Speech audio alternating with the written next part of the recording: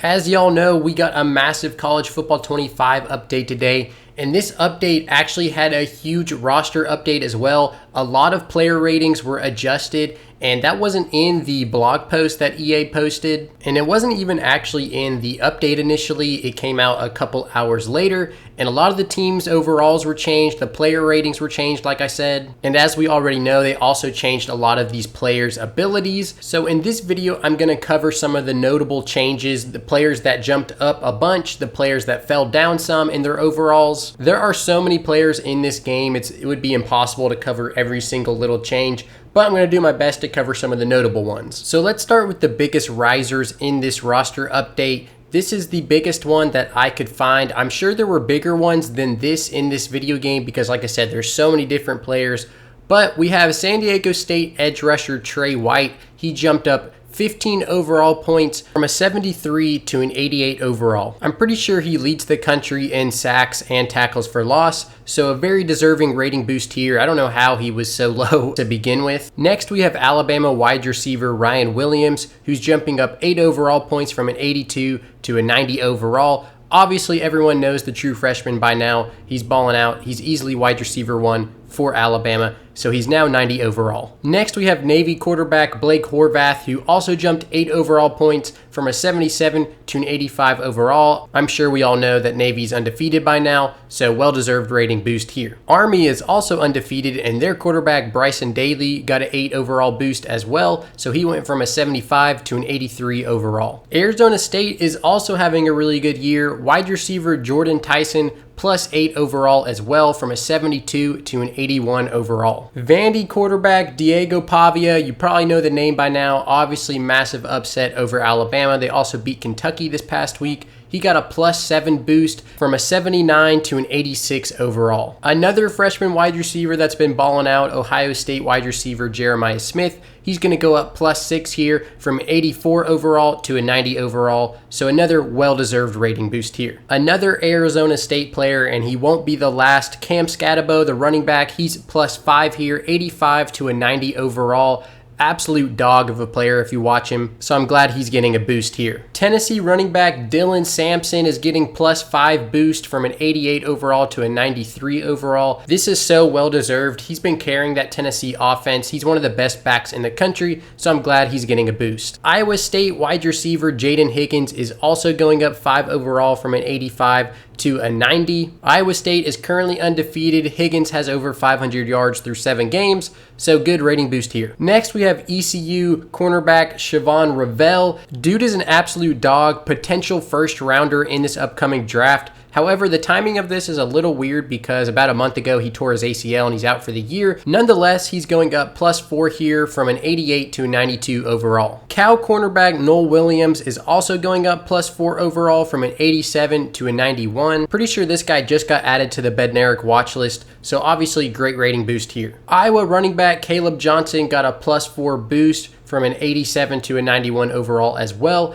I believe he's number 2 in rushing, only behind Ashton Jeanty, so great boost here. He's an absolute animal, probably the second best running back in college football as his stats would indicate. Arizona State quarterback Sam Leavitt going plus 4 as well, 76 to an 80 overall. As I've said already, Iowa State's having a pretty good year, and Sam Leavitt's having a pretty good year as well, so plus 4 here. LSU running back Caden Durham is up to RB1 on the depth chart in College Football 25, and see, this is where it gets interesting because there's so many players like this who are moving around on the depth chart and getting a ratings boost. He is an 85 overall now. He was a 76, I believe, when the game released. I'm not sure what he was after last update.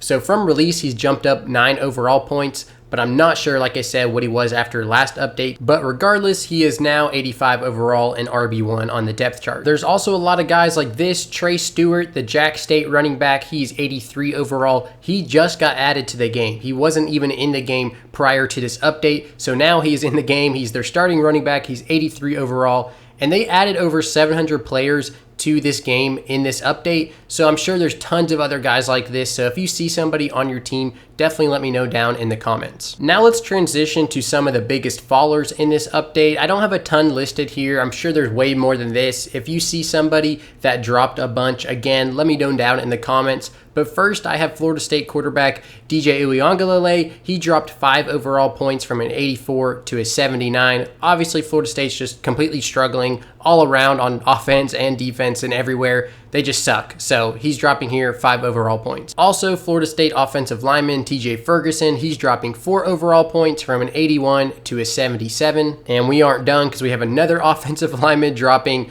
2 overall points, so 85 to an 83. Darius Washington. This is another one. I wasn't exactly sure what they were rated after last update, but I'm pretty sure Michigan quarterback Alex Orji dropped from a 78 to a 75, so that's 3 overall points, and he's also listed as quarterback 2 on the depth chart now. And actually, I think Jack Tuttle, who is QB3, should be QB1 because I'm pretty sure they already announced he's going to be starting next game. Next, Kansas quarterback Jalen Daniels dropped another 2 overall points. I'm pretty sure he dropped last update as well, but this time he's dropping from an 88 overall to an 86 overall.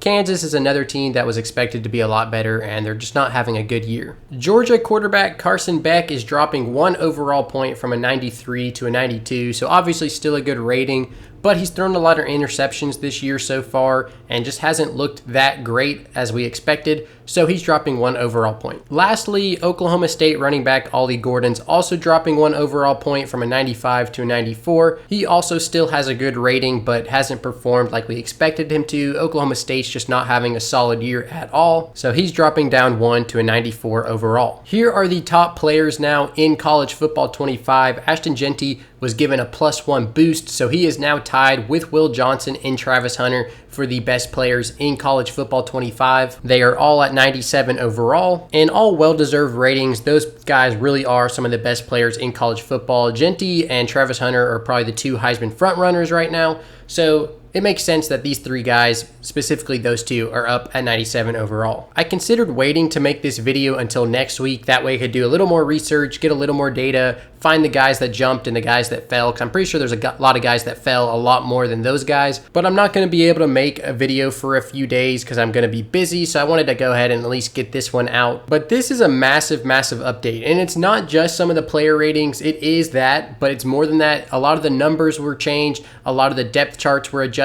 A lot of guys that are actually starting in real life should be starting in the game now, such as SMU quarterback Chris Jennings is now starting over Preston Stone in the game, as he should be. And then, as we already touched on in the last video and a little bit in this video, the player abilities have also been adjusted for different players, only for the top 25 teams.